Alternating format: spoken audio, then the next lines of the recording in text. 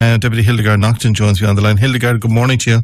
Good morning, Keith. Thanks for joining us. Now, you have some good news for us when it comes to a coastal walkway, and you've been working with the Minister on this.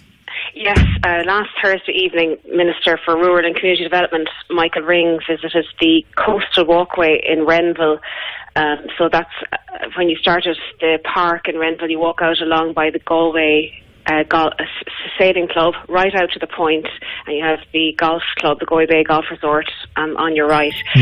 So he's opening up applications for the outdoor recreation infrastructure scheme and to apply for funding for walkways and pathways. So at that meeting in Renville were representatives from Fáilte Ireland, Oranmore Tidy Towns, the Galway County Council and the Galway Bay Golf Resort, really just to show Minister Ring the fantastic amenity that we have there on that coastal walkway. It's one of the key attractions for many locals. You have hundreds of people walking along that pathway every day, but unfortunately due to the coastal erosion and a lot of the storm damage that has taken place over the last few years, it has really taken its toll on that pathway.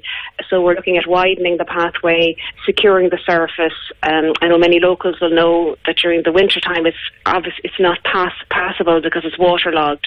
So this funding application will be critical to keep this amenity up and running, and the fact that Fáilte Ireland were there, I think, was a very significant statement, because Renville Park itself is a discovery point on the Wild Atlantic Way. So it's critical now that we extend that along this coastal pathway, because you can't get a better representation of the Wild Atlantic Way than this coastal pathway. When you go out to the point, you can see the Burren to your left, Galway City to your right. Actually, Thursday evening there was beautiful weather out, and the Minister could see people out sailing, swimming, walking along this pathway. So I'd be very hopeful that this funding will be secured. I know the Minister was very impressed with the facility, but we all need to work together now to put in this application over the next few weeks. And what type of money would be made available, or what type of money will it take? It would take, well, there's three different rankings. There's up to 20,000, up to 200,000, and then the bigger projects up to 500,000. So really for this scheme, this walkway, we'd need to be applying for funding up to 200,000, and that would help put in place rock armour to secure the walkway during storm damage. Some of it is already damaged already, so we need to work on that in the short term. And then the actual surface itself, to widen the pathway, to make it wheelchair accessible, and just to secure the surface. People are walking there already. I know from when I was a child, we walked up there, but it's just been slowly eroding over the years. So it's a critical point now to ensure that this amenity stays in place, and it's also one of the key objectives in the county development plan to ensure that this amenity is maintained. So I think with all the different stakeholders, Oranmore Tidy Towns have been doing great work on that walkway, maintaining it, but really it's an infrastructure job now. The infrastructure investment needs to take place.